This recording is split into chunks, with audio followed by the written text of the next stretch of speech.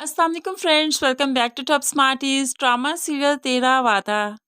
कुदरत ने तो सारा का बहुत साथ दिया, तभी तो सारा की बेगुनाही सबके सामने आ गई। अब यहाँ पर असद की बेगम, जो कि असद की बेगुनाही का सबूत ढूंढने के लिए सारी सीसीटीवी फुटेज निकाल लेती है, जो कि उसने कैमरास लगवाए थे ट्यूटर पर नजर रखने के लिए कि वो ठीक पढ़ाती भी है या नहीं। ऐसे में उसने जल्दी से जो फुटेज निकाली तो उसमें असद साहिब ही गुनहगार नजर आए कि वही फराह को अपनी तरफ खींच रहा था, उसके साथ ज्यादती करने की कोशिश कर रहा था। लेकिन फराह जान बचाते हुए जो भाग गई, तो अब यहाँ पर बीवी को देखकर काफी शर्मिंदगी हुई। सब कुछ घर वालों के सामने आ गया। असद तो माफी मांगता रहा, लेकिन अब बीवी उसको छोड़कर चली जाती है, उसे माफ करने को कोई भी तैयार नहीं। ऐसे में हमजा को एहसास हुआ कि उसने हानिया के साथ बहुत गलत किया, इसलिए तो हानिया से फोन करते हुए माजरत करता है और फिर अपने निकाह की दुहाई देते हुए कहने लगा, हम दोनों निकाह में हैं, हमें एक होने से कोई नहीं रोक सकता। बहुत जल्द आऊँगा, तुम्हें रुखसत करवा कर ले जाऊँगा। हानिया भी तो यही चाहती है कि वह रुखसत होकर चली जाए, इसलिए उसे भी कोई एतराज नहीं। ऐसे ही सारा की सच्चाई सारा के ससुराल के सामने आ जाती है, लेकिन फिर भी जो हंगामा हो चुका है, शाजिया बेगम उस हंगामे को भूलने को तैयार ही नहीं। सारा, जो कि अली को मनाती है कि अपनी माँ के पास जाइए और उनसे सुलह कीजिए। अली सारा के कहने पर आ तो जाता है, लेकिन माँ यहाँ पर फिर से सारा के खिलाफ है। वो सारा को इग्नोर करते हुए अली से बात करती है और कहने लगी, हमने बहुत जल्द हानिया की रुखसती करने का फैसला किया है, तुम्हें तो इस रुखसती में जरूर आना है, लेकिन मैं तुम्हारी बेगम को इस रुखसती में देखना पसंद नहीं करूंगी। अब तो अली फिर से उलझ पड़ा। अम्मी अब फिर से वही बातें कर रही हैं जो मैं सुनना नहीं चाहता। लेकिन अब माँ का भी अटल फैसला और अली का भी अटल फैसला कि वो अपनी बेगम के साथ ही आएगा।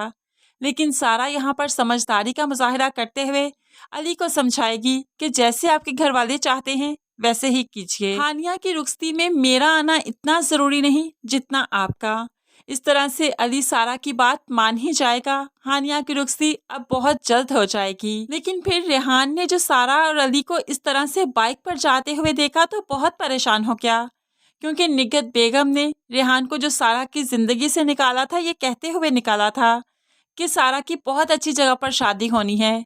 लेकिन अब जाकर जो उसने बाइक पर अली को देखा तो उसे बहुत अफसोस हुआ। वो सारा से बात भी करता है तो सारा को अब रेहान की किसी भी बात में कोई इंटरेस्ट नहीं। तो रेहान कहने लगा कि अक्सर आंखों देखा गलत होता है, क्योंकि अगर सिक्के के दो पहलू हो सकते हैं तो बहुत से फैसलों के भी कई रुख होते हैं। तुम्हें अंदाजा हो जाना चाहिए कि मैं किस सिचुएशन में तुम्हें छोड़कर गया था, क्योंकि मैं तुमसे बहुत मोहब्बत करता था, तुम्हें छोड़ना नहीं चाहता था। आखिर ऐसी क्या वजह बनी कि मुझे तुम्हें छोड़कर जाना पड़ा। लेकिन सारा अब रेहान की कोई बात नहीं सुनती। मुझे तुम्हारे फैसले के किसी भी रुख को देखने का कोई शौक रहा ही नहीं। बहुत ही अच्छा होगा कि तुम मुझसे दूर रहा करो, बात मत किया करो। सारा के तो पहले ही मेके और ससुराल के बहुत से झंबेले थे कि अब रेहान भी आ गया तो उसकी मुश्किलात में इजाफा होता ही जा रहा है। लेकिन दूसरी तरफ मारिया काफी रिलैक्स है, जो कि साइम को अब स्लो पॉइजनिंग देती जा रही है और समझती है कि बहुत जल्द वो इस दुनिया से रुखसत हो जाएगी और ये घर और बिलाल हमेशा के लिए सिर्फ उसी का हो जाएगा। स्लो पॉइजनिंग की वजह से साइम की तबीयत भी खराब रहना शुरू हो गई कि अब तो वो नीम बेहोशी में ही रहती है। ऐसे में उसकी तबीयत जो ज्यादा खराब हुई तो बस दीवारों को पकड़ते पकड़ाते वो बाहर आई और आकर बिलाल से कहने लगी, बहुत तबीयत खराब है, प्लीज मुझे हॉस्पिटल ले जाओ। तो बिलाल और मारिया जो कि बाहर डिनर के लिए जा रहे थे, इसीलिए मारिया जल्दी से कहने लगी, नहीं जा सकती इस टाइम तुम हॉस्पिटल, हम लोग तो डिनर पर जा रहे हैं। तो अब साइम अपने भाई से मुखातिब होकर कहने लगी, क्या डिनर मुझसे ज्यादा जरूरी है? तो अब बिलाल सिर्फ मारिया की जबान बोलता है और कहने लगा, हाँ ज्यादा जरूरी है। ये कहते हुए वो दोनों यहाँ से निकल जाते हैं। हो सकता है यहाँ पर अब साइम बेहोश हो जाए, लेकिन बेहोश होकर भी कौन उठाएगा। खुद ही लड़खड़ाती आखिरकार उठी जाएगी। लेकिन साइम की जो इतनी तबीयत खराब रहती है, आखिरकार उसे हॉस्पिटल तो जाना ही पड़ेगा, जहाँ पर उसके टेस्ट होंगे और फिर मालूम पड़ेगा कि इसके जिस्म में काफ़ी ज़्यादा स्लो पॉइजनिंग है। और फिर साइम को समझ आ ही जाएगी कि ये कोई और नहीं, सिर्फ मारिया ही कर रही है।